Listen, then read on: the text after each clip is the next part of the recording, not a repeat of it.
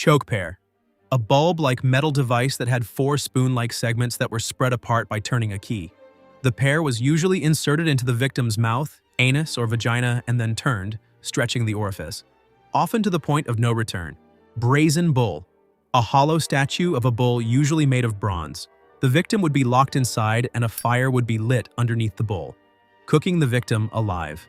The bull was cleverly vented with pipes that made the screams of the victim sound like a real bull for further dramatic effect.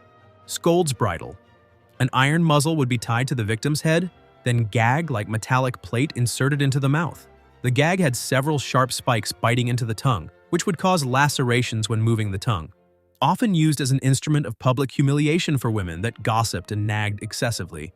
Iron Maiden, a solid iron cabinet with a hinged front door that was covered in sharp metal spikes. The subject would be put inside and the door closed, piercing them with the spikes. Rat torture. The subject would be tied down in a lying position and a bowl or bucket with one or more rats would be placed upside down on their abdomen. Some hot charcoal would then be placed on top of the bucket, making it hot and uncomfortable for the rat inside. The rat would then dig or gnaw through the victim's body, disemboweling them. Gibbeting, a practice where criminals would be hung from a wooden post inside a metal cage, often to the point of death due to exposure, thirst, or starvation. It was usually used to make an example out of a criminal. Head crusher, a metal device that was tightened down on the victim's head, slowly crushing their head. It was used to force confessions out of victims or simply as an excruciating method of execution. Bamboo torture. A victim was tied over a bamboo shoot while inserting it into the victim's anus. Bamboo, being the fastest growing plant, would then grow into the victim's body, often exiting out of the other end. Judas Cradle, a wooden pyramid-like chair over which the victim was suspended. They were then raised and lowered multiple times, impaling their anus on the sharp pyramid and stretching it, often used as a punishment for betrayal. Flaying, a procedure in which the victim was skinned alive. It was used either as a method of torture or execution, depending on how much skin was removed. Most victims would die of shock, hypothermia, or loss of blood. Iron chair, a metal chair that was completely covered in spikes. The victim was seated on the chair and then was slowly pushed closer to a blazing fire, roasting them alive. This was used as punishment for adultery, murder, or witchcraft. Castor oil. A large dose of castor oil was usually force-fed to the victim, inducing extreme diarrhea.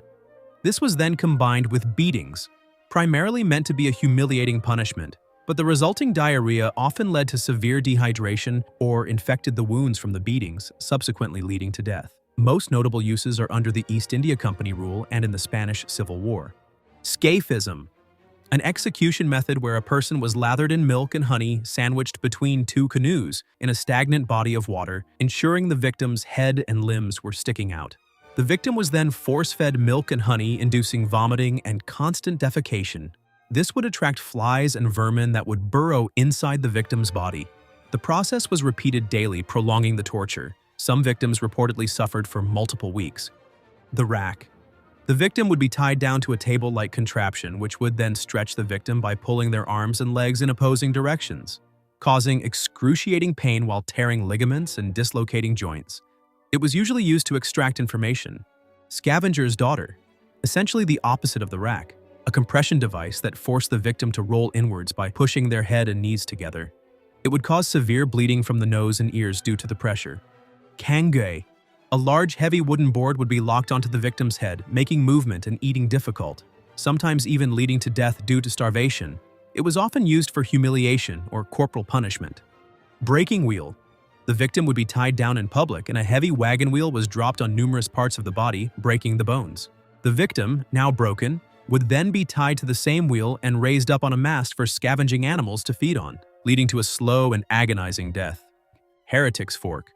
A double-sided, sharp metal fork would be placed under the victim's chin, then tied around the victim's neck, forcing the victim to keep their head raised up, leading to severe discomfort as the forks slowly pierced into the victim's sternum and chin.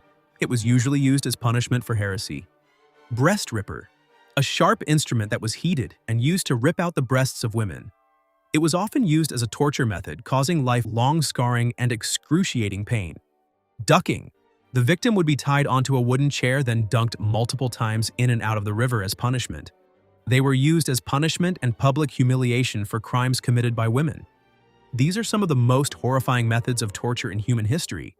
Let me know your thoughts and video ideas below in the comments. If you found this video interesting, consider leaving a like and subscribing. Thanks for watching.